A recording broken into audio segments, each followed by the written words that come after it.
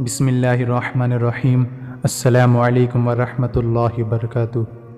میرے عزیز ساتھیوں، آج میں آپ لوگوں کو نبی کریم صلی اللہ علیہ وسلم کی کچھ پیاری نصیحتیں سناؤں گا۔ امید ہے کہ آپ لوگ اس پر ضرور عمل کرو گے۔ ایک شخص نے کہا، اے اللہ کے رسول، میری یہ خواہش ہے کہ میں اطاعت گزار بندوں میں سے بن جاؤں۔ آپ صلی اللہ علیہ وسلم نے فرمایا کہ تم اپنے فرائض کو خوب اچھی طرح انجام دو، تم اطاعت گزار بندوں میں سے بن جاؤ گے۔ پھر اس شخص نے کہا، اے اللہ کے رسول، میری یہ خواہش ہے کہ میں اللہ کے سامنے اس حال میں حاضر ہونا چاہتا ہوں کہ میں تمام گناہوں سے پاک ہوں۔ تو نبی کریم صلی اللہ علیہ وسلم نے فرمایا کہ تم جنابت سے غسل کیا کرو، اس کی برکت کی وجہ سے تم قیامت کے دن گناہوں سے پاک اٹھو گے۔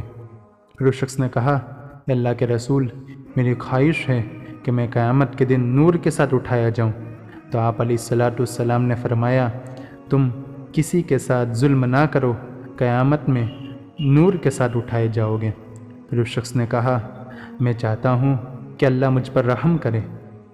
آپ صلی اللہ علیہ وسلم نے فرمایا، تم اپنی جان پر اور اللہ کی مخلوق پر رحم کرو، اللہ تعالیٰ تم پر رحم کرے گا۔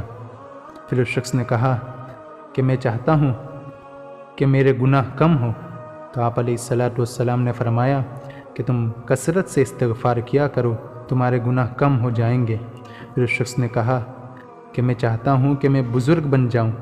تو آپ علیہ السلام نے فرمایا کہ مصیبت پر لوگوں سے اللہ کی شکایت نہ کرو، تم بزرگ بن جاؤ گے۔ پھر اس شخص نے کہا کہ میں چاہتا ہوں کہ میرے رزق میں وسعت ہو۔